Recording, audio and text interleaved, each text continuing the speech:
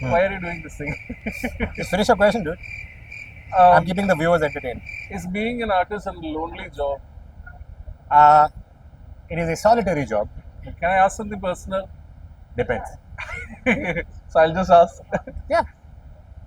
What's happening with your dating scene? Seriously, I don't think of myself as someone with good looks. Come on. Come on. Nobody who chooses to be funny is well adjusted in themselves.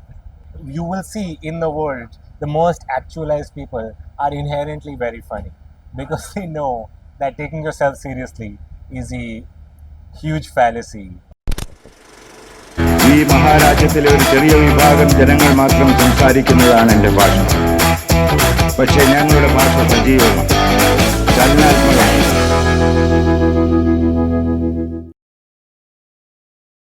You have roots in Punjab, but you also spend a significant part of your life in Bangalore. Yes, in South India. Yeah. So, what do you credit your funny bonds to?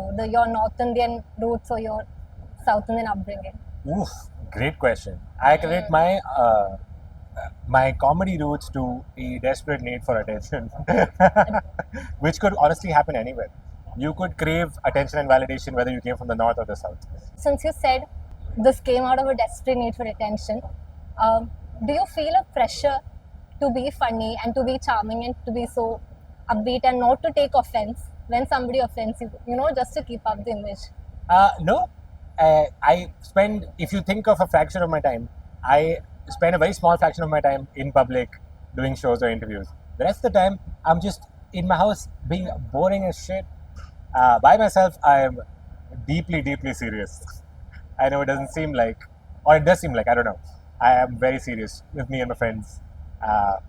When a bunch of comedians hang out, you would be surprised how little laughter there is sometimes. Yeah. We're all being silly, but not outrightly. No one is trying to out-funny the other person. The longer you do stand-up now, you finish your need to be funny on stage. And the rest of the time, you can really relax and be as boring as your heart desires. Was there a struggle phase when you didn't feel so relaxed and you were like, no, I have to make it? Many years. Yeah.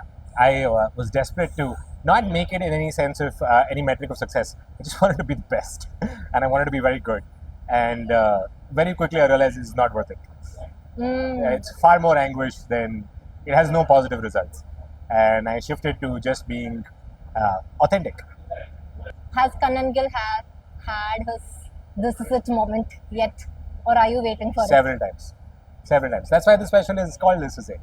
Very often, in times where life seems to really get out of your grasp, and it happens to all of us in different ways, something shifts and you can realize, wow, my life is happening right now. This is not the rehearsal for some future life. This is it. Yeah, we aren't backstage. Life won't start later. This is the whole thing. Fortunately or unfortunately, we find ourselves smack dab in the middle of life. So, yeah, this is probably as good as or bad as it gets. So, very often you'll realize, yeah, it's not that bad. Is being an artist a lonely job? It is a solitary job. Lonely is the wrong word. Loneliness is your decision to ascribe to your solitary pursuit a negative quality, which it doesn't necessarily need to have. You are making stuff by yourself very often if you aren't collaborating with someone else. And that's a space where you're free to be as creatively unhinged as you would like. And that's a privilege, and it's a joy, and it's a benefit. There's a lot of people in the world who don't get to do it. So if you find yourself having the real blessing of having a creative life, then you enjoy your solitude and don't balk at loneliness. But how does that manifest in the sense when you wake up a day, you don't have someone to tell you what you have to do that day. Yeah. You have to tell that yourself. You have to self-motivate. But self-motivate is a cliche word. It doesn't happen, every day. But you have to somehow do that in order to be, one, you have to be successful, and then you have to maintain that success. You need to have discipline. It's a much easier word than having an enthusiastic, positive way to approach your work every day, because it's really hard to hold on to. I don't call it motivation. I prefer excitement. The word motivation has been ruined for me by Instagram. So I find creative excitement, and it's very exciting to follow it. And many days it's not. And so those are the days where you're like, but I decided I would do this much. And you just have to do it. You just show up and you do it. And very often you will get rewarded for your perseverance. And sometimes you aren't, but you take the L. If you want to have a creative life, these are problems it's essential to solve. Are you the kind of person who wants to do everything alone, or do you take help from friends? I What prefer hap- alone. It's a very serious job. It's not really fun in that way. Do you think so, or is it? Do you take it as fun? I don't think something being serious means it's not fun. Something serious means it's maybe not inherently by definition silly, but you really can approach everything with an element of fun. If even fun is not active, you can approach it with lightness, and there's no particular moment where you're like, oh, I'm experiencing this and this will be stand-up. When you sit down, when you go on stage to create stand-up, you only realize what you wanted to talk about. It wasn't evident to you. And so in that respect, you couldn't really capture what will become stand-up or what won't. You live your life with your eyes open and a sense of lightness that prevents you from sinking and taking yourself too seriously, which is honestly a death sentence if you want to be an artist in any field. I am amateur. Can I ask something personal? Depends. So I'll just ask. Yeah. What's happening with your dating scene? No comment. But in general, having good looks helps Helps what? in your profession. In stand-up, it's a deterrent. Like how? People don't take you seriously as a comedian. Yeah. You mean that so they'll be distracted by your good looks? No, as guess your peers didn't take you seriously. I don't think of myself as someone with good looks. Come on, come on. Nobody who chooses to be funny is well adjusted in themselves. Is something that you should really know, if it's not immediately obvious. And so I think decided to be funny as my way of making my presence felt in a group when I was in school or whatever. It's formative years of my childhood. And so that's my idea of myself as someone who has to be funny to be seen. And which is why comedy is at its base one of the notes of whatever expression I choose. It comes expressed through comedy. Because that's also who I am. When increasingly as I grow older, my relationship with comedy has changed.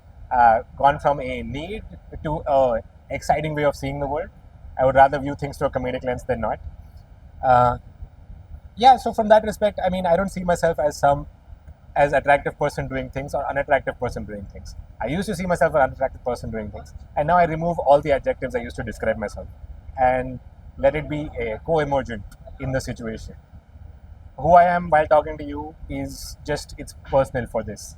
This is the version of both of us that emerged as a result of this conversation. And who knows, we're very different if we take one step this side or that side. So, yeah, it's one of my core beliefs is don't ascribe adjectives to your psychological continuity. It's really not necessary, and it's very often not true. There's really no evidence that you were anybody before. So why be labored by that? And you said developing a comedic lens has really helped you take life very lightly.